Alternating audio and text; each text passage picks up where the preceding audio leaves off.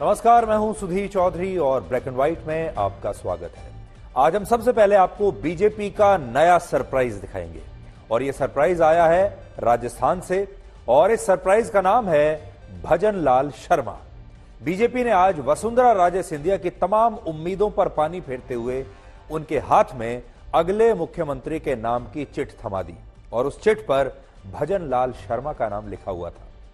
भजन लाल शर्मा जयपुर की सांगानेर सीट से पहली बार विधायक बने हैं और पहली बार में ही उनकी लॉटरी लग गई। आज हम आपको बीजेपी के तीनों नए मुख्यमंत्री यानी विष्णु, मोहन और भजन की कथा सुनाएंगे और इस बात का भी विश्लेषण करेंगे कि रमन सिंह, शिवराज और वसुंधरा की पारी समाप्ति के बाद क्या ये नए मुख्यमंत्री 5 महीने के बाद होने वाले लोकसभा चुनाव में 100% सीटें जीत पाएंगे।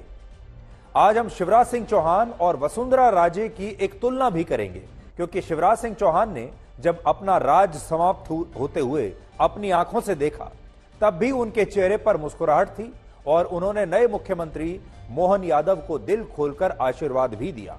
लेकिन वसुंधरा राजे के चेहरे पर आज घोर निराशा और क्रोध था और उनकी आंखें आज बहुत कुछ कह रही थी।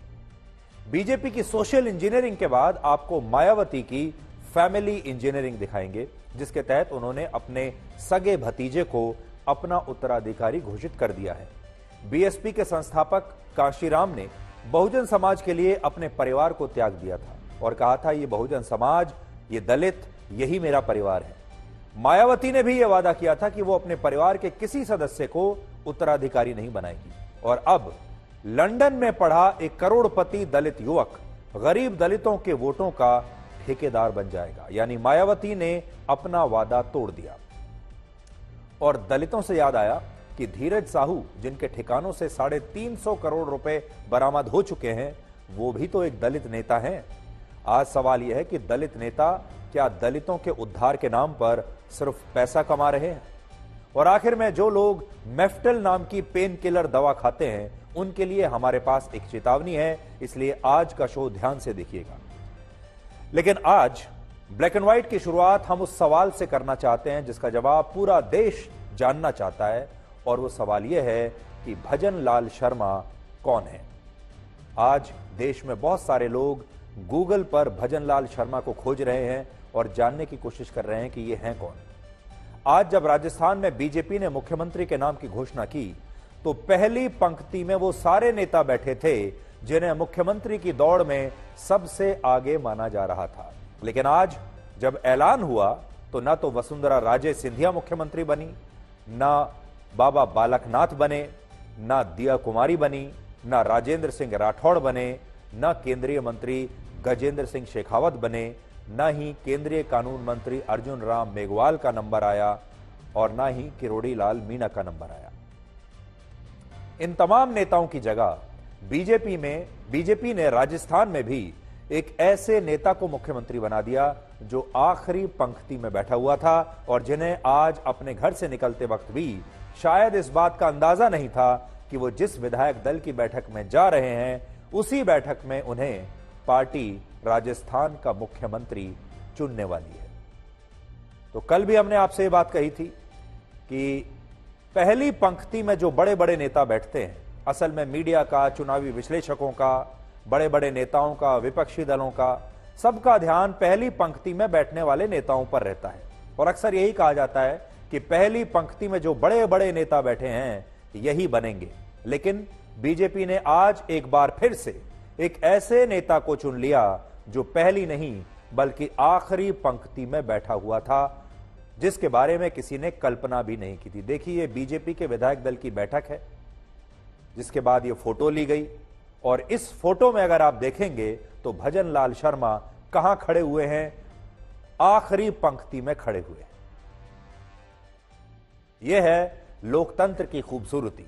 आप भी जब इस तस्वीर को ध्यान से देखेंगे तो आपको पता चलेगा कि भजन लाल शर्मा को शायद खुद भी कोई जानकारी नहीं थी कि पार्टी उन्हें इतना बड़ा पद देने वाली है, लेकिन ऐसा हुआ और बीजेपी ने मध्य प्रदेश और छत्तीसगढ़ की तरह राजस्थान में भी सबको चौंका दिया और खुद भजन लाल शर्मा के लिए आज के इस पूरे घटनाक्रम पर यकीन करना मुश्किल था। मुझे पूरा यकीन है उन्हें भी लग रहा होगा जैसे वो कोई सपना देख रहे हैं, और ऐसा सपना जो शायद पूरा भी नहीं होने वाला। लेकिन यह सपना नहीं, हकीकत थी।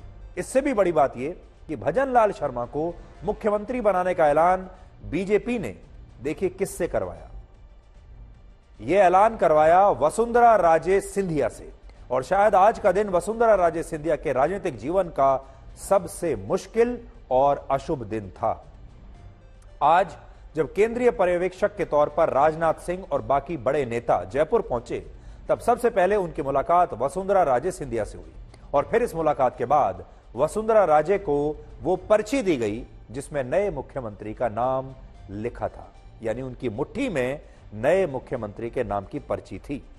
वसुंधरा राजे जब मुख्यमंत्री के नाम की घोषणा करने वाली थी, तब वो एक जगह काफी निराश भी दिखी, और कई बार ऐसा भी हुआ जब उनके चेहरे के हाव भाव ऐसे थे जिससे यह लग रहा था कि वो तुरंत मुख्यमंत्री के नाम की घोषणा करके वहां से बस चले जाना चाहती हैं, वहां एक मिनट भी बैठना नहीं चाहती। उनके चेहरे पर घोर निराशा थी, कभी कभी उनके चेहरे पर क्रोध भी था, और कभी कभी ऐसा लगता था जैसे थोड़े थोड़े आंसू भी उनके आंखों से निकल रहे हैं। लेकिन पार्टी की तरफ से उन्हें साफ कह दिया गया था कि उन्हें ही भजन लाल शर्मा के नाम की घोषणा करनी होगी, और उनके साथ राजभवन जाकर उन्हें मुख्यमंत्री बनाने की औपचारिकताओं को भी उन्हें ही पूरा करना होगा, क्योंकि वो राजस्थान की सबसे बड़ी, सबसे कद्दावर, सबसे वरिष्ठ नेता हैं बीजेपी की। और ये सबसे मुश्किल काम आज वसुंधरा राजे को करना ही पड़ा, ना चाहते हुए भी। उन्होंने एक बार हंसने की कोशिश भी नहीं की, एक बार मुस्कुराने की कोशिश भी नहीं की, एक बार यह भी दिखाने की कोशिश नहीं की कि सब कुछ ठीक ठाक है, उन्हें कोई फर्क नहीं पड़ता, वो इस फैसले में शामिल है। उनके चेहरे पर सब कुछ साफ साफ नजर आ रहा था। कहते हैं एक तस्वीर हजारों शब्दों के बराबर होती है, और आज वसुंधरा राजे की तस्वीरें भी हजारों शब्दों की न जाने कितनी कहानियां बयां कर रही हैं, और इस कहानी को आप आज इस वीडियो विश्लेषण से समझ सकते हैं। इसलिए आज हमने ये विश्लेषण करने के लिए तस्वीरों की मदद ली है, वीडियोस की मदद ली है, और मेरे कहने की कोई जरूरत ही नहीं है। आप इन तस्वीरों को देख लीजिए और ये वीडियो देख लीजिए, आप सब समझ जाएंगे।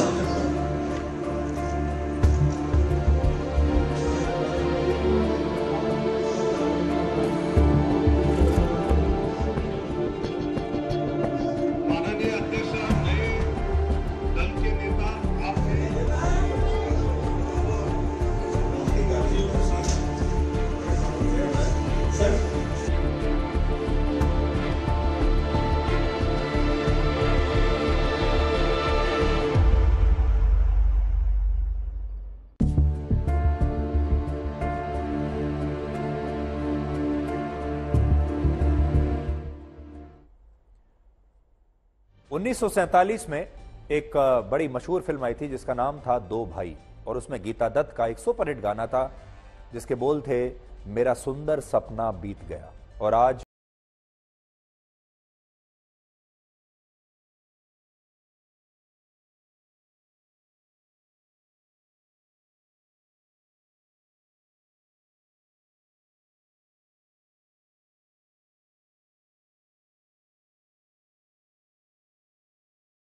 राज सिंह का राज समाप्त हो रहा था उन्हीं की आंखों के सामने, तब उन्होंने बड़ी विनम्रता के साथ नए मुख्यमंत्री मोहन यादव को आशीर्वाद भी दिया और खुशी खुशी इस बात को स्वीकार किया कि पार्टी ने उन्हें अब तक सब कुछ दिया है और अब उनकी बारी है कि वो भी पार्टी को वापस कुछ लौटाएं। लेकिन शिवराज सिंह चौहान की तुलना में जब आप वसुंधरा राजे की इन तस्वीरों को देखेंगे तो आपको पता चलेगा कि वो भजन लाल शर्मा को मुख्यमंत्री चुने जाने से बिल्कुल खुश नहीं थी, और इस बात को उन्होंने छुपाने की कोशिश भी नहीं की, और इस बात को मंच पर रहते हुए वो स्वीकार बिल्कुल नहीं कर पा रही थी। तो दो तस्वीरें आज आप देखिए, एक शिवराज सिंह चौहान की तस्वीर, जब उनके सामने नए मुख्यमंत्री बैठे, जब उनका राज समाप्त हो रहा था, और एक वसुंधरा राजे की तस्वीर देखिए जब वसुंधरा राजे का राज समाप्त हो रहा था। बड़ी बात यह है कि मध्य प्रदेश में शिवराज का राज समाप्त हो गया और आज वसुंधरा राजे का राज भी समाप्त हो गया, यानी इन दोनों की पारी समाप्ति की घोषणा इन दो बड़े राज्यों में हो गई। 70 वर्ष की वसुंधरा राजे राजस्थान की 2 बार मुख्यमंत्री बन चुकी हैं। वो केंद्र सरकार में विदेश राज्य मंत्री भी रह चुकी हैं और वो भजन लाल शर्मा से बहुत सीनियर हैं। वसुंधरा राजे पहली बार 1985 में विधायक बनी थी, जबकि भजन लाल शर्मा 2023 में पहली बार जयपुर क्षेत्र की सांगानेर सीट से विधायक बने हैं। पहली बार विधायक बने हैं, यानी आप अनुभव और वरिष्ठता के पैमाने पर देखेंगे तो भजन लाल शर्मा वसुंधरा राजे के सामने कहीं नहीं ठहरते। एक तथ्य यह भी है कि वसुंधरा राजे सिंधिया भी कभी भजन लाल शर्मा से ज्यादा खुद भी परिचित नहीं थी, वो खुद नहीं जानती थी ये कौन है। वसुंधरा राजे सिंधिया जब जयपुर में पार्टी के कार्यक्रमों में आती थी तब भजन लाल शर्मा उनके पीछे सबसे आखिर में खड़े होते थे, और कई बार ऐसा भी होता था जब भजन लाल शर्मा की मुलाकात वसुंधरा राजे से हो भी नहीं पाती थी, मतलब वो वसुंधरा राजे के पास भी नहीं पहुंच पाते थे। लेकिन समय का चक्र देखिए, और इसी को हम लोकतंत्र की खूबसूरती भी कहते हैं कि आज वही भजन लाल शर्मा राजस्थान के मुख्यमंत्री हैं और वसुंधरा राजे उनके सामने मात्र एक विधायक हैं। भले बीजेपी के नेता, विपक्षी पार्टियां और बड़े बड़े राजनीतिक विश्लेषकों और मीडिया का ध्यान कभी भजन लाल शर्मा पर नहीं गया, लेकिन प्रधानमंत्री मोदी की नजर हमेशा से उन पर थी, और आज उसके सबूत मैं आपको दूंगा। वर्ष 2019 में जब लोकसभा चुनाव के दौरान प्रधानमंत्री मोदी राजस्थान के करौली में एक रैली करने आए थे, तब मंच पर भजन लाल शर्मा उनके साथ बैठे हुए थे, और उस समय प्रधानमंत्री मोदी ने उनके कान में कुछ कहा भी था, उनसे बात भी की थी, और यह तस्वीर तब राजस्थान में काफी चर्चित हुई थी। लेकिन आज इस तस्वीर को देखकर लोग ये कह रहे हैं कि तब शायद प्रधानमंत्री मोदी भजन लाल शर्मा से ये कह रहे थे कि वो राजस्थान के अगले मुख्यमंत्री होंगे और ये मोदी की गारंटी है। लोग इस तरह का मजाक कर रहे हैं कि शायद मोदी ने उन्हें 2019 में ही कह दिया था कि ये मोदी की गारंटी है, आगे चलकर तुम ही बनोगे मुख्यमंत्री। ये बात भी बहुत कम लोग जानते हैं कि जब जब प्रधानमंत्री मोदी राजस्थान के दौरे पर जाया करते थे तब तब हवाई अड्डे पर भजन लाल शर्मा भी उनका स्वागत करने के लिए मौजूद रहते थे, और प्रधानमंत्री मोदी भजन लाल शर्मा के बारे में अच्छी तरह से जानते थे, परिचित थे। ये जो पंक्ति आप देख रहे हैं, देखिए ये वो पंक्ति है जो वहां के नेता स्वागत करने के लिए प्रधानमंत्री का आया करते थे, और इस पंक्ति में आप देखेंगे भजन लाल शर्मा भी हैं, और प्रधानमंत्री मोदी को भजन लाल शर्मा के बारे में पहले से ही पूरी जानकारी थी कि भजन लाल शर्मा क्या काम करते हैं, कैसे काम करते हैं, निस्वार्थ भाव से पार्टी की सेवा कर रहे हैं और संघ से भी जुड़े हुए हैं। प्रधानमंत्री मोदी और भजन लाल शर्मा के बीच एक कनेक्शन उस समय का भी है जब वर्ष 1991 में बीजेपी ने कन्याकुमारी से कश्मीर तक अनुच्छेद 370 को हटाने के लिए एकता यात्रा शुरू की थी, और इस यात्रा में नरेंद्र मोदी की तरह भजन लाल शर्मा ने भी हिस्सा लिया था और उन्हें उधमपुर में तब गिरफ्तार कर लिया गया था। इसके अलावा भजन लाल शर्मा के बारे में एक खास बात यह भी है कि वर्ष 2018 में बीजेपी ने उन्हें विधानसभा का टिकट देने से भी इनकार कर दिया था, और आज वही भजन लाल शर्मा राजस्थान में बीजेपी के मुख्यमंत्री हैं। इसके अलावा 2003 में भजन लाल शर्मा ने बीजेपी के खिलाफ बतौर निर्दलीय भी चुनाव लड़ा था, और वो इन चुनावों में हार गए थे, और बाद में उन्होंने बीजेपी में प्रदेश मंत्री रहते हुए पार्टी के साथ ही फिर रहने का फैसला किया था। यानी खट्टा मीठा रिश्ता उनका रहा है। भजन लाल शर्मा के लिए कहा जाता है कि वो V3 मॉडल वाले नेता हैं, जो विनम्र भी हैं, जिनके पास विजन भी है, और जो नए भारत के विकास मॉडल को भी समझते हैं। यानी विनम्र, विजन और विकास, ये V3 इंजन इनके अंदर लगा हुआ है। बीजेपी ने ऐलान किया है कि मध्य प्रदेश और छत्तीसगढ़ की तरह राजस्थान में भी 2 मुख्यमंत्री होंगे, और यह जिम्मेदारी दिया कुमारी और प्रेमचंद बैरवा को सौंपी गई है। ये 2 मुख्यमंत्री होंगे। 52 वर्ष की दिया कुमारी जयपुर के राज परिवार से आती हैं, राजकुमारी हैं, रानी हैं, और उनकी दादी और जयपुर की पूर्व राजमाता गायत्री देवी का पूर्व प्रधानमंत्री इंदिरा गांधी से एक जमाने में 36 का आंकड़ा हुआ करता था। जबकि 54 वर्ष के प्रेमचंद बैरवा दलित समुदाय से हैं और उन्होंने PhD की हुई है, और वर्ष 2018 में प्रेमचंद बैरवा विधानसभा का चुनाव भी हार गए थे, लेकिन आज वो उप मुख्यमंत्री हैं। कॉम्बिनेशन अगर आप देखेंगे तो ब्राह्मण मुख्यमंत्री हैं, राजपूत उप मुख्यमंत्री दिया कुमारी और दलित उप मुख्यमंत्री प्रेमचंद बैरवा। तो ब्राह्मण प्लस राजपूत प्लस दलित, ये कॉम्बिनेशन बीजेपी ने बनाया है राजस्थान। हमारे देश के यशस्वी प्रधानमंत्री सम्मानीय नरेंद्र मोदी जी को धन्यवाद देना चाहता हूं। मैं हमारी पार्टी के राष्ट्रीय अध्यक्ष सम्मानीय जेपी नड्डा जी को धन्यवाद देना चाहता हूं।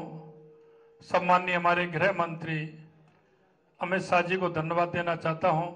नरेंद्र मोदी जी के नेतृत्व में हम राजस्थान का पूरी तरह से सर्वांगीण विकास किसी भी क्षेत्र में हो, निश्चित रूप से हम पूरा करेंगे। सर्वसम्मत से सभी ने इनका समर्थन किया है और विशेष रूप से इनके नाम का समर्थन प्रारंभ में जिन लोगों ने किया, श्री किरोड़ी लाल जी मीणा, श्री वासुदेव जी देवनानी, श्री मदन दिलावर, श्री जवाहर वेडम जी और श्री जाबर सिंह जी, इन सब सारे लोगों ने और इसके अतिरिक्त पूरे सदन ने श्री भजन लाल जी शर्मा के नाम का समर्थन हुआ। मैं हमारे माननीय प्रधानमंत्री जी का, हमारे माननीय राष्ट्रीय अध्यक्ष जी का, हमारे गृह मंत्री जी का, श्री राजनाथ सिंह जी का, हमारे प्रदेश के हमारे अध्यक्ष जी का और सभी प्रभारी गण का सबका धन्यवाद दूंगी कि आपने मुझे ये जिम्मेदारी सौंपी है और बिल्कुल पूरा प्रयास रहेगा कि मैं अपनी तरफ से सब कुछ करूंगी, काम करेंगे, अभी भी किया ही है। और बहुत मुझे लगता है कि भारतीय जनता पार्टी पे जो जिस तरह से जनता ने विश्वास जताया है और माननीय प्रधानमंत्री जी के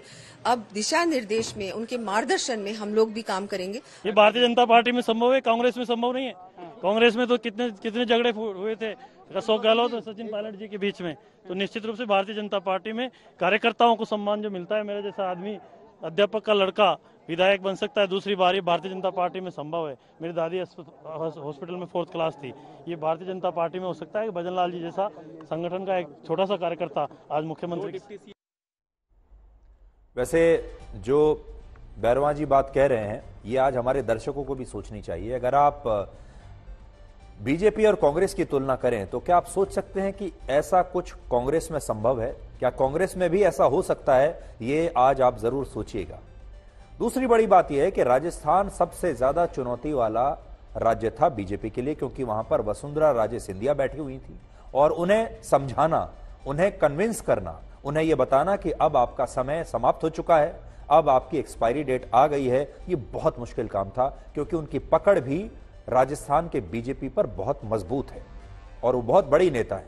और इसीलिए आपने देखा होगा कि रक्षा मंत्री राजनाथ सिंह जैसे वरिष्ठ नेता को पर्यवेक्षक बनाकर बीजेपी ने राजस्थान जयपुर भेजा, क्योंकि राजनाथ सिंह का जो कद है, जो उनकी पकड़ है और जो उनका राजनीतिक कद है, उसके सामने ही वसुंधरा राजे सरेंडर कर सकती थी, वरना वसुंधरा राजे को समझाना किसी और नेता के लिए बहुत मुश्किल था। और यही कारण है कि राजनाथ सिंह को पार्टी ने वहां पर भेजा और राजनाथ सिंह को जो ब्रीफ दिया गया था वही राजनाथ सिंह ने बिना किसी विवाद के, बिना किसी परेशानी के कर दिखाया। कोई विवाद हुआ होगा, परेशानी हुई होगी तो वह भी हमें पता नहीं, बंद कमरे में हुई होगी, उसके बारे में बाद में बात करेंगे।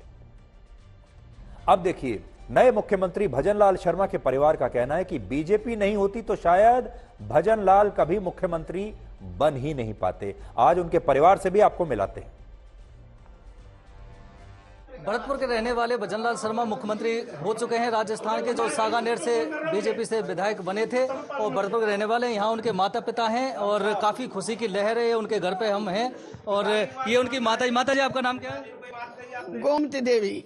गोमती देवी, आपका जो बेटा है भजन लाल, वो आज मुख्यमंत्री बने राजस्थान के? हाँ जी, मुख्यमंत्री बने। कैसा लग रहा है? उम्मीद थी? बहुत बढ़िया, बहुत बढ़िया। भगवान की मर्जी। उम्मीद थी आपको? उम्मीद देखो, हम तो कर चुना है भाई, छोटा सा कारतगार का बच्चा है। अच्छा, हाँ, हमें संघर्ष किया? नहीं, संघर्ष कितना किया? भगवान की कृपा ही है, मालिक की। और उनके पिताजी भी हैं, थोड़ा सा दिखाऊंगा। सर, आपका नाम क्या है? मेरा नाम कृष्ण है भैया, कृष्ण लाल। क्या लग रहा है आज आपके पुत्र बन गए मुख्यमंत्री? भैया भगवान की मर्जी है, सब ईश्वर की मर्जी, आप लोगों की मेहरबानी है। कितना संघर्ष किया भजन लाल ने आपके? बहुत करो। आपको उम्मीद थी बन जाएंगे मुख्यमंत्री? हाँ, तब भगवान है। ये किस तरह से खुशी की लहर है और खुशी हो रही है। और भजनलाल जो भरतपुर के रहने वाले हैं, मुख्यमंत्री बने हैं। तो भजनलाल शर्मा भरतपुर के रहने वाले हैं, उनके बूढ़े माता पिता को आपने देखा। और देखिए कि इस तरह के परिवारों में जब किसी माता पिता को इस उम्र में ये खबर लगती है कि उनका बेटा उनके राज्य का मुख्यमंत्री बन गया है, तो आज आप सोचिए उनके जो माता पिता हैं वो कितने आज खुश होंगे। बल्कि भजनलाल शर्मा की जो मां है, उनकी आंखों से तो लगातार आंसू निकल रहे थे और ये खुशी के आंसू थे। वसुंधरा राजे ने जब राजस्थान में अपना राज जाते हुए देखा, समाप्त होते हुए देखा, तो वो निराश भी थी और शायद क्रोधित भी थी। लेकिन शिवराज सिंह चौहान ने अपना राज जब जाते हुए देखा तो उन्होंने ऐसी निराशा नहीं दिखाई, उन्होंने बहुत मैच्योरिटी, बहुत परिपक्वता दिखाई। बल्कि वो इस मुश्किल समय में भी विनम्र बने रहे, सहज बने रहे, लगातार मुस्कुराते रहे। और आज उन्होंने कहा कि वो पार्टी से कुछ मांगने से पहले मरना पसंद करेंगे। और उन्होंने आज ही यह भी स्पष्ट कर दिया कि वो दिल्ली नहीं जाएंगे। और आज भी शिवराज सिंह चौहान भोपाल में होने वाले शपथ ग्रहण समारोह की तैयारियों का जायजा ले रहे हैं।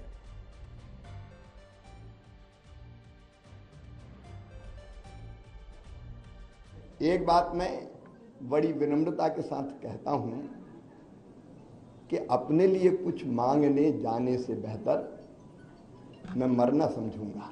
वो मेरा काम नहीं है, और इसलिए मैंने कहा था मैं दिल्ली नहीं जाऊंगा। तो शिवराज सिंह चौहान आहत तो वो भी हैं, क्योंकि उनको ऐसा लगता है कि उन्होंने अपने नेतृत्व में पार्टी को 2/3 बहुमत दिलवा दिया और पार्टी ने उन्हें तब भी मुख्यमंत्री नहीं बनाया। वो आहत हैं, जरूर आहत हैं। बहुत सारे लोग ये भी कह रहे थे कि अभी नहीं तो हो सकता है लोकसभा चुनाव के बाद उन्हें दिल्ली बुला लिया जाएगा, हो सकता है उन्हें मंत्री बना दिया जाए केंद्र में, ये भी हो सकता है कि पार्टी में केंद्र में कुछ बड़ी जिम्मेदारी दे दी जाए। लेकिन शिवराज सिंह चौहान आज उन्होंने भी दिखा दिया कि थोड़े से आहत वो भी हैं और उन्होंने कहा कि मैं दिल्ली तो बिल्कुल नहीं जाऊंगा।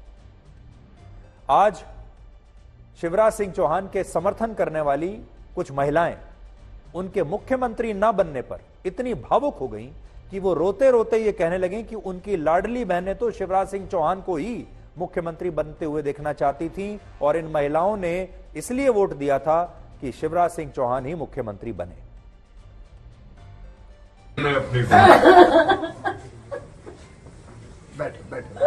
आप सबके चाहते हो और बैठ के मध्य प्रदेश में बैठ के चाहते हो आप, हम आपको नहीं छोड़ेंगे। मैं भी कहाँ जा रहा हूँ, मैं भी नहीं छोड़ूंगा। आपको नहीं छोड़ने का वो वाली बात नहीं है, लेकिन बात ये है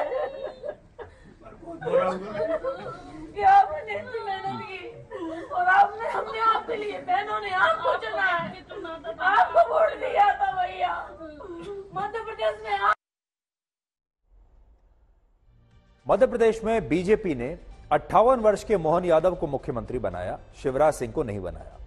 अब मोहन यादव काफी साधारण से परिवार से आते हैं और उनका परिवार भी आज यही कह रहा है कि अगर मोहन यादव किसी और पार्टी में होते तो शायद उन्हें मुख्यमंत्री बनने का मौका कभी न मिलता। बहुत खुशी हो रही है, खुशी का तो कोई ठिकाना ही नहीं है। हाँ, चल रहा था नाम ऐसा, एकदम पूरा पता तो नहीं था, पर मेहनत का फल मिला है। इतनी मेहनत करी है तो उसका फल दिया भगवान ने। हमेशा काम अच्छा करा था। सीढ़ी है कि कड़ी मेहनत से चढ़ी है, उसका फल आज हमारे मामा जी को हम सबको मिला है, क्योंकि उनने और ईमानदारी से, बहुत ईमानदारी से करा है देश के लिए काम, तो उसका फल उनको मिला है। अरे बहुत खुशी हो रही है हमारे भाई जी का तो, और सभी का करते हैं और बहुत तरक्की करेंगे और आगे भी बहुत तरक्की करेंगे वो। ये सब महाकाल की कृपा है, बाबा महाकाल की कृपा है, महाकाल की कृपा से बहुत आगे बढ़ रहे हैं। महाकाल तो बहुत बड़े भक्त है, महाकाल तो जब यहाँ उज्जैन आते तो महाकाल तो जाना होता ही था उनका भी। हाँ हाँ, भगवान महाकाल का आशीर्वाद है, पार्टी का आशीर्वाद है और निश्चित रूप से बहुत खुशी की बात है। तो देखिए, बड़ी बात यह है कि एक खास बात बीजेपी ने जो की है, तीनों ही राज्यों में उन्होंने मुख्यमंत्री बदल दिया, एक नए व्यक्ति को मुख्यमंत्री बनाया। पीछे से सबसे पीछे वाली पंक्ति में जो उनका नेता खड़ा हुआ है जिसने मेहनत की है, जो कार्यकर्ता है लंबे समय से, उसे मुख्यमंत्री का पद दिया और हर नेता, हर मुख्यमंत्री के साथ 2-2 उप मुख्यमंत्री भी अटैच कर दिए। एक नया फॉर्मूला है 1+2 का, तीनों राज्यों में उन्होंने किया है। राजस्थान, मध्य प्रदेश और छत्तीसगढ़ में जिस तरह से मुख्यमंत्री और उप मुख्यमंत्री पद के लिए नेताओं का चुनाव हुआ है, उससे 5 बड़ी बातें आज आपको समझनी चाहिए। कौन सी बड़ी बातें हैं? विश्लेषण। पहली बात, अब इन तीनों राज्यों में एक ही नारा गूंज रहा है, वो नारा है मोदी जिंदाबाद का नारा। इससे पहले इन राज्यों में शिवराज सिंह चौहान जिंदाबाद, वसुंधरा राजे जिंदाबाद या फिर रमन सिंह जिंदाबाद, इस तरह के नारे गूंजते थे। अब सब जगह एक समानता आ गई है, एक नाम एक नारा, वो है मोदी मोदी का नारा तीनों ही जगह, और तीनों ही जगह एक ही मुद्दा, मोदी की गारंटी। यानी ये तीनों जो राज्य हैं, आप समझ लीजिए अब मिलकर एक नया भूखंड बन गए हैं। इनमें सिर्फ मोदी के नारे और मोदी का चेहरा, मोदी की गारंटी। दूसरा, अब कार्यकर्ता खुश हैं और बड़े बड़े नेता निराश हैं, क्योंकि कार्यकर्ताओं के बीच में से मुख्यमंत्री बनाए जा रहे हैं। तो पार्टी के जितने कार्यकर्ता हैं, जो असली, जो मेहनत करते हैं, देखिए आज हम तमाम जितने भी कार्यकर्ता हैं उनको सलाम करना चाहते हैं, चाहे किसी भी पार्टी के हों, क्योंकि कोई भी पार्टी जब जीतती है उसका सबसे पहला श्रेय कार्यकर्ताओं को जाता है। सबसे ज्यादा मेहनत कार्यकर्ता करते हैं, लेकिन सबसे कम श्रेय उनको मिलता है, सबसे कम पुरस्कार, सबसे कम इनाम उन्हीं को मिलता है, और उनका कभी नाम तक नहीं आता कहीं, वो कार्यकर्ता ही रह जाते हैं। कार्यकर्ता का कोई नाम भी होता है पता नहीं चलता। इसलिए कार्यकर्ताओं में से जब किसी को मुख्यमंत्री बनाया जाता है, बड़ा नेता बनाया जाता है, बड़ा आदमी बना दिया जाता है, तो बाकी के कार्यकर्ता भी खुश होते हैं। लेकिन जो बड़े बड़े नेता हैं वो निराश हो जाते हैं, और इन तीनों राज्यों में वही है। तीसरी बात, अब सीजन्ड नेताओं का सीजन खत्म हो चुका है। इससे पहले इन तमाम बड़े बड़े नेताओं को कहा जाता था ये बड़े सीजन्ड नेता हैं, इन्होंने दुनिया देखी है, राज चलाया वर्षों तक। और आप देखिए, सिर्फ बीजेपी ही नहीं, अशोक गहलोत को देखिए, कमलनाथ को देखिए, बघेल को देखिए, आप अब शिवराज सिंह चौहान को देखिए, वसुंधरा राजे को देखिए, ये सारे सीजन्ड नेता माने जाते हैं। अब इनका सीजन समाप्त हो चुका है। रमन सिंह, इनमें एक और भी हैं, उनका सीजन समाप्त हो चुका है, यानी उनकी एक्सपायरी डेट आ चुकी है, ये जनता ने और पार्टियों ने बता दिया है। चौथी बात, अब बीजेपी को मुख्यमंत्री नहीं बल्कि प्रशासनिक अधिकारी चाहिए, और वोट लेने का काम अब मोदी की गारंटी का है। इसमें एक थोड़ा सा आपको मैं एक्सप्लेन करता हूं। बहुत सारे लोग ये पूछ रहे हैं कि ये जितने भी मुख्यमंत्री बनाए हैं ये बहुत जूनियर हैं, अनुभवहीन हैं, इन्होंने कभी सरकार चलाई नहीं, इन्हें सरकार चलाने का कोई अनुभव नहीं है। इतने कम अनुभव वाले लोगों को मुख्यमंत्री बना दिया। 5 महीने के बाद लोकसभा के चुनाव हैं, तो ये कैसे पार्टी को जिताएंगे? ना तो इनकी पार्टी पर कोई पकड़ है, क्योंकि ये खुद बड़े जूनियर रहे हैं, ना ही राज्य के प्रशासन पर इनकी कोई पकड़ है, और ना ही ये राज्य में कोई बहुत जनता के बहुत लोकप्रिय नेता है। तो फिर ये कैसे करेंगे? क्योंकि इन्होंने बहुत बड़े जूते में अपना पांव फंसा लिया है। लेकिन यहां स्पष्ट करने वाली बात यह है कि पार्टी इनसे चाहती भी नहीं कि ये वोट लें या पार्टी को सीटें दिलवाएं। स्पष्ट है, पार्टी अब ऐसा मुख्यमंत्री नहीं तलाश रही जो कि जनता के बीच में लोकप्रिय होगा, वो वोट लाएगा, वो सीटें दिलवाएगा और बीजेपी को जितवाएगा। पार्टी को इन राज्यों में प्रशासनिक अधिकारी चाहिए, पार्टी को एक एडमिनिस्ट्रेटर चाहिए जो बस प्रशासन चलाता रहे। पार्टी को वोट दिलाने का, चुनाव जीतने का काम है प्रधानमंत्री मोदी का। बीजेपी चुनाव जीतेगी प्रधानमंत्री मोदी के चेहरे पर, चुनाव जीतेगी मोदी की गारंटी पर। इन लोगों को सिर्फ इतना काम दिया गया है कि जो योजनाएं दिल्ली से प्रधानमंत्री मोदी और जो रणनीति अमित शाह बनाकर भेजें, आपको पूरी ईमानदारी के साथ उस योजना को, उस रणनीति को जमीन पर लागू करना है।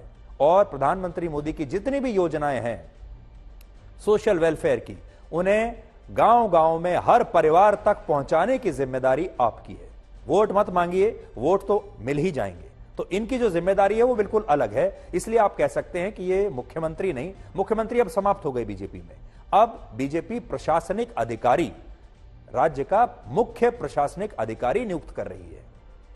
5वीं बात, बीजेपी एक ऐसा कमल का फूल है जिसमें हर जाति और हर समुदाय का नेता आज आपको दिखाई देगा, और इसे आप प्रधानमंत्री मोदी की नई तरह की सोशल इंजीनियरिंग कह सकते हैं। जो मैंने आपको बताया 1+2 का फॉर्मूला, यानी हर राज्य में 3 लोग नेतृत्व कर रहे हैं, और उन 3 3+3 यानी ये 9 लोग ऐसे हैं जो लगभग हर जाति का, हर वर्ग का प्रतिनिधित्व कर रहे हैं। हर जाति समुदाय को जगह दे दी गई है और इस बात को आप इन तीनों राज्यों में मुख्यमंत्री और उप मुख्यमंत्री के कॉम्बिनेशन से समझ सकते हैं। मुख्यमंत्री मोहन यादव जिस यादव समुदाय से आते हैं, उनका उत्तर भारत की राजनीति में बड़ा प्रभाव माना जाता है। अभी तक ये यादव वोट जो थे, ये या तो अखिलेश यादव की जेब में थे या लालू यादव की जेब में थे। बिहार में सबसे ज्यादा 14.3%, झारखंड में 14%, छत्तीसगढ़ में 8%, मध्य प्रदेश में 12% और उत्तर प्रदेश में 10% वोट यादवों के हैं। और बड़ी बात यह है कि उत्तर प्रदेश और बिहार जैसे राज्यों में यादव समुदाय के एक मुश्त वोट वहां की क्षेत्रीय पार्टियों को मिलते हैं। और वो कौन सी पार्टियां हैं?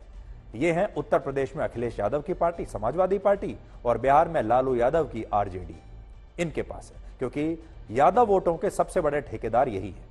लेकिन बीजेपी ने मध्य प्रदेश में मोहन यादव को बनाकर मुख्यमंत्री ये संदेश दिया कि बिहार में अगर यादव समुदाय के लोग लालू यादव की पार्टी को वोट देते हैं तो लालू यादव का अपना बेटा ही मुख्यमंत्री बनेगा। इसी तरह उत्तर प्रदेश में अखिलेश यादव को अगर यादव वोट देते हैं तो या तो वो खुद मुख्यमंत्री बनेंगे या उनके परिवार के बाकी सदस्य मंत्री बनेंगे। लेकिन अगर यादव समुदाय के लोग बीजेपी को वोट देते हैं तो वो आम लोगों के बीच से ही किसी एक ऐसे यादव नेता को मुख्यमंत्री की कुर्सी पर बैठा सकती है जो किसी बड़े राजनीतिक खानदान से नहीं होगा और जिसे यादव समुदाय से आया ऑर्गेनिक लीडर आप मान सकते हैं। प्रधानमंत्री मोदी की सोशल इंजीनियरिंग को आप छत्तीसगढ़ के उदाहरण से भी समझिए, जहां आदिवासी नेता विष्णुदेव साय को पार्टी ने मुख्यमंत्री बनाया। यह फैसला भी ऐसा है जिसका असर देश के कई राज्यों पर पड़ेगा। छत्तीसगढ़ में सबसे ज्यादा 31%, झारखंड में 26%, मध्य प्रदेश में 21% और राजस्थान में 13.5% आबादी आदिवासी समुदाय की है। और इन राज्यों में भी जो पार्टियां आदिवासी वोटों की राजनीति करती हैं वो मुख्यमंत्री और मंत्री अपने परिवारों से ही चुनती हैं। झारखंड के मुख्यमंत्री हेमंत सोरेन हैं, जिनके पिता शिबू सोरेन भी मुख्यमंत्री रह चुके हैं। पहले पिता रहे, अब पुत्र मुख्यमंत्री हैं और वो अपनी पार्टी को झारखंड के आदिवासियों की पार्टी बताते हैं।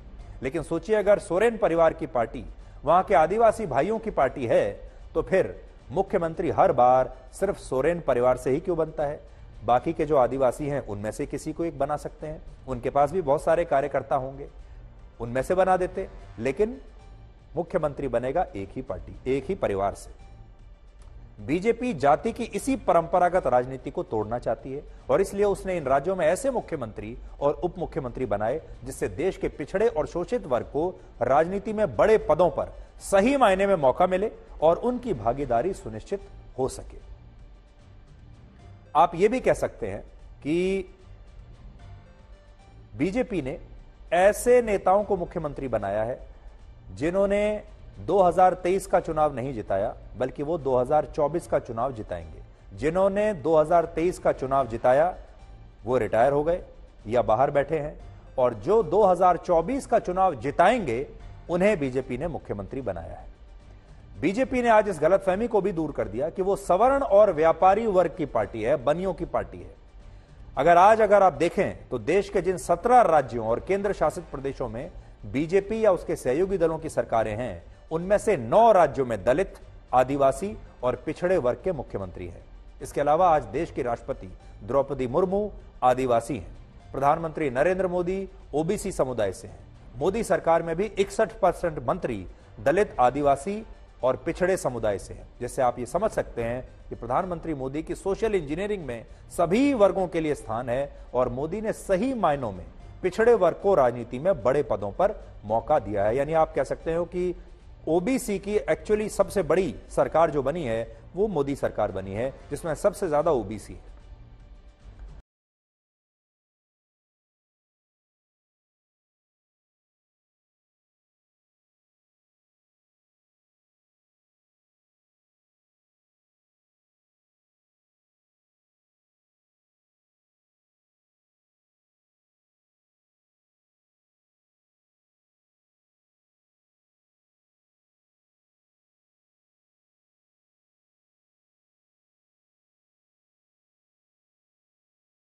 आज बहुत सारे लोग हैरान हैं कि उन्होंने राजस्थान के मुख्यमंत्री भजनलाल शर्मा या मध्य प्रदेश के मुख्यमंत्री मोहन यादव का नाम इससे पहले कभी सुना तक नहीं था। लेकिन क्या आपको पता है कि 2001 में नरेंद्र मोदी गुजरात के मुख्यमंत्री जब बने थे तब वो भी आखिरी पंक्ति में ही बैठे होते थे और किसी ने तब कल्पना नहीं की थी कि एक दिन वो गुजरात के मुख्यमंत्री बन जाएंगे। लेकिन बीजेपी हमेशा से ही हैरान करने वाले फैसले लेती है और आज भी बीजेपी अगली पीढ़ी के नेताओं को पार्टी के लिए ऐसे ही तैयार कर रही है। इससे आप ऐसे भी समझ सकते हैं क्रिकेट की भाषा में कि क्रिकेट में जब आप देखेंगे, जब T20 का अगला जो वर्ल्ड कप होने वाला है उसमें भारत की टीम खेलेगी, तो अभी से ये योजना चल रही है कि T20 की टीम में आप विराट कोहली और रोहित शर्मा को ना रखें और उनकी जगह किसी नए खिलाड़ियों को रखें। इसी तरह आपने देखा होगा T20 की टीम में सूर्य कुमार यादव को अचानक से कप्तान बना दिया गया और वो खेल अच्छा रहे हैं, उन्होंने सीरीज भी जितवा दी। और यही काम बीजेपी में भी हो रहा है। जीवन भर आप सिर्फ विराट कोहली और रोहित शर्मा के आश्रय नहीं रह सकते। प्रधानमंत्री की सोशल इंजीनियरिंग के बाद अब आपको मायावती की फैमिली इंजीनियरिंग बताते हैं, जिसके तहत उन्होंने अपने सगे भतीजे को अपना उत्तराधिकारी घोषित कर दिया है। उनके बाद उनका भतीजा ये सारा राजपाट बीएसपी का संभालेगा। वर्ष 2008 में मायावती ने अपनी आत्मकथा लिखी थी जिसका नाम था मेरे संघर्ष में जीवन का सफरनामा, और इसमें मायावती ने लिखा कि उनके बाद बहुजन समाज पार्टी का अगला नेता उनके परिवार से नहीं होगा। लेकिन आज उन्होंने उस वादे को तोड़ दिया और अपने छोटे भाई के बेटे आकाश आनंद को अपना उत्तराधिकारी घोषित करके अपने ही वचन को उन्होंने तोड़ दिया। मायावती को बहुजन राजनीति की विरासत स्वर्गीय कांशीराम से मिली थी और कांशीराम ने वर्ष 1984 में बीएसपी की स्थापना की थी। और कांशीराम दलितों के उत्थान के लिए इतने गंभीर थे कि उन्होंने अपने परिवार तक को बहुजन समाज के लिए, दलितों के लिए छोड़ दिया था। लेकिन ऐसा लगता है कि मायावती अपने परिवार के उत्थान के लिए इतनी गंभीर हैं कि उन्होंने अपने 28 वर्ष के भतीजे को अपना उत्तराधिकारी नियुक्त कर दिया। और कांशीराम और मायावती की राजनीति में एक अंतर यह भी है कि कांशीराम ने दलितों के उत्थान के लिए अपने परिवार को छोड़ा और मायावती ने परिवार के उत्थान के लिए दलितों को छोड़ दिया। 2001 में जब कांशीराम ने अपने बाद मायावती को बीएसपी का उत्तराधिकारी नियुक्त किया था, तब उन्होंने कहा था कि उन्हें मायावती से बहुत उम्मीदें हैं और मायावती ने भी उस समय वादा किया कि वो दलितों के उत्थान के लिए अपना पूरा जीवन समर्पित कर देंगी। तस्वीरें आप देख सकते हैं उन दोनों की। लेकिन आज जो बीएसपी की स्थिति है उससे लगता है कि मायावती कांशीराम से किए गए उन वादों को भूल गई। मैंने मायावती को अपना उत्तराधिकारी बनाया। यह काम चलता रहे, पीढ़ी दर पीढ़ी चला है, पीढ़ी दर पीढ़ी चलता रहे। और इस बात को ध्यान में रखकर मुझे ऐसा लगा कि ये काम मेरे बाद भी चलना चाहिए और मैंने मायावती से अपील की है कि आप इस काम को चला सकती है और चलाते रहना। माननीय कांशीराम जी ने जो जिम्मेदारी मुझे दी है और उन्होंने जो मुझे अपना उत्तराधिकारी घोषित किया है, मैं उनको विश्वास दिलाना चाहती हूँ कि मैं अपनी जिम्मेदारी को ईमानदारी और निष्ठा से निभाऊंगी। तो 22 साल के बाद सुश्री मायावती ने अपना यह वादा तोड़ दिया और अपने भतीजे को ही अपना उत्तराधिकारी नियुक्त कर दिया और बीएसपी अब एक पारिवारिक पार्टी औपचारिक रूप से बन गई। अगर आप भारत की राजनीति को देखेंगे तो बीजेपी को छोड़कर जितनी भी पार्टियां हैं, चाहे वो राष्ट्रीय पार्टियां होंगी, एक आप इसमें अरविंद केजरीवाल की पार्टी को भी अलग रख सकते हैं, वो भी अभी पारिवारिक पार्टी नहीं बनी है। लेकिन अगर आप बाकी पार्टियां देखें, कांग्रेस पार्टी को गांधी परिवार चलाता है, एक के बाद एक वही उत्तराधिकारी बनते हैं। समाजवादी पार्टी को अखिलेश यादव चलाते हैं, उससे पहले उनके पिता मुलायम सिंह यादव चलाते थे। आरजेडी को लालू यादव और उनके बच्चे चलाते हैं। शिवसेना को ठाकरे परिवार चलाता है। जम्मू कश्मीर में अगर आप देखें तो उमर अब्दुल्ला और फारूक अब्दुल्ला अपनी पार्टी चलाते हैं। महबूबा मुफ्ती सईद अपनी पार्टी चलाती हैं, उनके पिता ने वो पार्टी बनाई थी। इसी प्रकार से अकाली दल को देख लीजिए, वो भी एक परिवार की पार्टी है।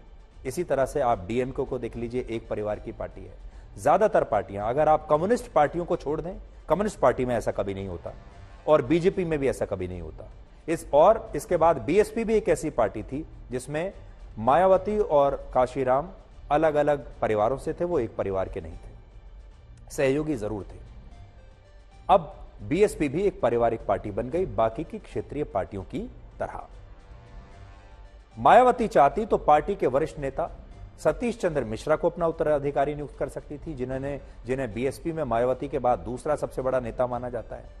लेकिन मायावती ने उन पर भरोसा न करके अपने छोटे भाई के बेटे पर भरोसा किया और उसे बीएसपी का राष्ट्रीय महासचिव नियुक्त कर दिया, जो पार्टी का सर्वोच्च कार्यकारी पद होता है। इससे पता चलता है कि काशीराम ने दलितों के उत्थान के लिए जो पार्टी बनाई वो अब विचारों से अंग्रेजी अक्षर वाली बीएसपी पार्टी बन गई है। अब बसपा से बीएसपी हो गई है, जिसका नेतृत्व अब लंदन से एमबीए की पढ़ाई करके लौटे एक करोड़पति दलित युवक के हाथों में चला जाएगा। अगर आकाश आनंद मायावती के भतीजे न होते तो शायद उन्हें काशीराम की पार्टी अपनी बुआ मायावती से इस तरह तोहफे में कभी न मिलती।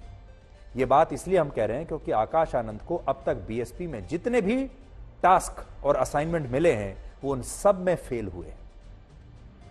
हाल ही में जिन 5 राज्यों में चुनाव हुए वहां बीएसपी ने आकाश आनंद के नेतृत्व में चुनाव लड़ा, लेकिन इसके बावजूद राजस्थान में बीएसपी की सीटें 6 से घटकर 2 रह गई। मध्य प्रदेश, छत्तीसगढ़ और तेलंगाना में एक भी सीट बीएसपी नहीं जीती। अगर बीएसपी ने इतना खराब प्रदर्शन किसी और नेता की लीडरशिप में किया होता तो मायावती अब तक उससे इस्तीफा मांग लेती, लेकिन आकाश आनंद क्योंकि उनके सगे भतीजे हैं इसलिए मायावती ने उनसे इस्तीफा नहीं बल्कि उन्हें अपना उत्तराधिकारी बना दिया। काशीराम के जमाने में बीएसपी को देश में दलितों की सबसे बड़ी पार्टी कहा जाता था, लेकिन आज बीएसपी की स्थिति यह है कि उत्तर प्रदेश जैसे राज्य में जहां मायावती 4 बार मुख्यमंत्री बन चुकी है वहां अब बीएसपी का सिर्फ एक विधायक बचा है और बीएसपी का वोट बैंक लगभग खाली होने के कगार पर है। कई नेता मायावती पर लोकसभा और विधानसभा के टिकट बेचने का आरोप लगाकर पार्टी को छोड़ चुके हैं, लेकिन इसके बावजूद ऐसा लगता है कि मायावती का पूरा ध्यान अब भी अपने परिवार पर है और उनके साथ जो बाकी के नेता हैं और कार्यकर्ता हैं उन पर मायावती का विश्वास अभी नहीं है। मायावती के पास एक शानदार मौका था, उन्हें एक बहुत शानदार मौका मिला था दलितों के उत्थान का, दलितों को मुख्य धारा में शामिल करने का, लेकिन मायावती को यह लगा कि जो वोट बैंक उनके पास है वो लगातार उसे ट्रांसफर करती रही। उन्हें लगता था कि वो जहां चाहेंगी, जिसके बैंक में चाहेंगी वहां रुपए की तरह इस वोट बैंक को ट्रांसफर करती रहेंगी और उन्होंने इस वोट बैंक को इतनी बार ट्रांसफर किया अलग अलग पार्टियों के वोट बैंक में कि अब इनका अपना वोट बैंक खाली हो गया। और ये एक बहुत दुखद बात है क्योंकि हमारे देश में आज भी दलितों की एक अच्छी पार्टी की जगह खाली है और आज भी देश के दलित ये देख रहे हैं कि उनका असली नेता कब आएगा और इसीलिए अब दलित जो हैं वो दूसरी पार्टियों की तरफ जाने लगे हैं, कुछ कांग्रेस में जा रहे हैं, कुछ बीजेपी को वोट दे रहे हैं। सोशल इंजीनियरिंग और फैमिली इंजीनियरिंग के बाद अब हम आपको करप्शन वाली, नोटों वाली, कैश वाली इंजीनियरिंग से मिलवाएंगे और इस इंजीनियरिंग के सूत्रधार हैं धीरज साहू, कांग्रेस के राज्यसभा सांसद, जिनके 10 से ज्यादा ठिकानों पर शुरू हुई रेड आज लगातार चौथे दिन जारी है और अब भी आयकर विभाग की अलग अलग टीमें उनके ठिकानों से मिले 350 करोड़ रुपए को गिनने का काम कर रही हैं और इस काम में नोट गिनने वाली कई मशीनें तो खराब भी हो चुकी। 200 से ज्यादा लोगों की टीम इस रेड में जुटी हुई है। इस रेड पर आज प्रधानमंत्री मोदी ने फिर से एक ट्वीट किया और लिखा कि चोरी के मामले में बड़ी से बड़ी फिल्म की स्क्रिप्ट भी फेल है, यानी बीजेपी इसे एक बहुत बड़ा मुद्दा बना रही है। लेकिन बड़ी बात यह है कि आज राहुल गांधी ने पत्रकारों से बात की, मीडिया से बात की। उन्होंने अमित शाह द्वारा लगाए गए नेहरू पर कश्मीर को लेकर आरोप के बारे में तो जवाब दिया, लेकिन किसी पत्रकार ने उनसे धीरज साहू के बारे में ना तो सवाल पूछा और ना ही राहुल गांधी ने यह कहा इसके बारे में कुछ कहा। बल्कि आप जानते हैं राहुल गांधी ने यह कहा कि उनका बड़ा मुद्दा यह है कि देश का पैसा आखिर जा कहां रहा है, देश का पैसा किसकी जेब में जा रहा है।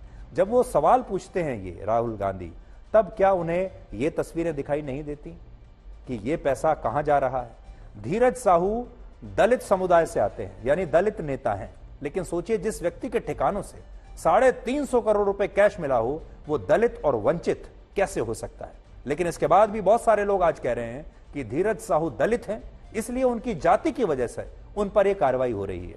लेकिन आज आपको यह भी सोचना है कि मायावती के भतीजे आकाश आनंद असली दलित नेता हैं और धीरज साहू दलितों के मसीहा हैं, तो फिर इसकी परिभाषा क्या बदलनी नहीं चाहिए?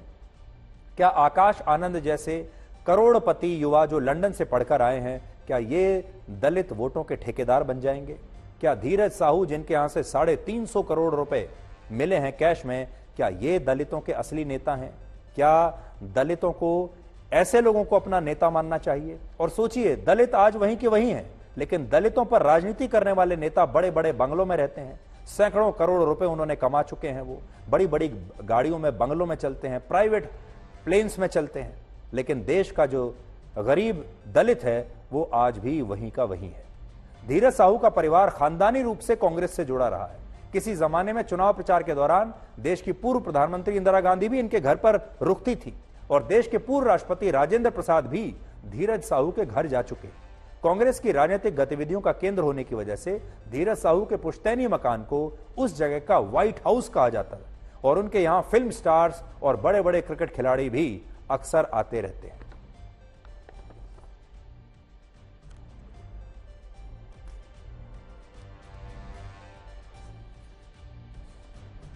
अब हम आपको बिना समझे डाइटिंग के खतरों के बारे में बताएंगे। आजकल आप जानते हैं कि शादियों का सीजन है।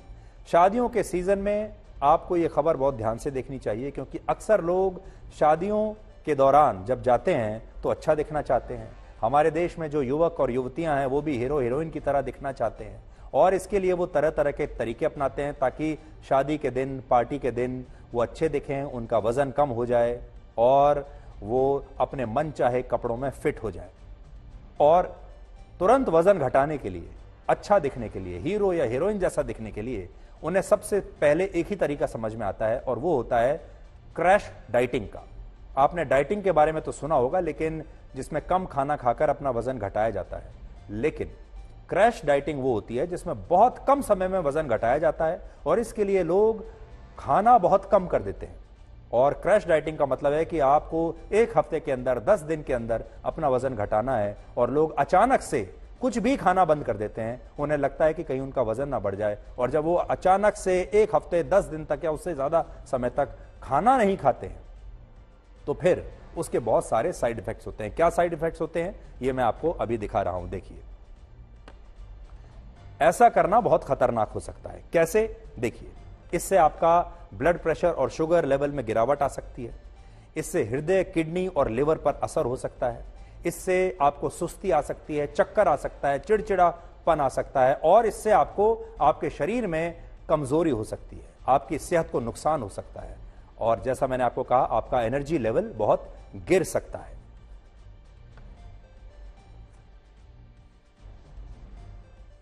मेरे पास सबसे ज्यादा पेशेंट्स आते हैं कि हमारी कि कोई वेडिंग अटेंड करना है या मेरी खुद की वेडिंग है तो मुझे वेट लॉस कराना है and they are ready to pay anything.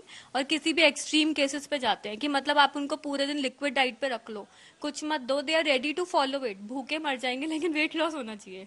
ऐसे पेशेंट्स आते हैं मेरे पास तो, specially girls. I have seen a lot of patients are like females.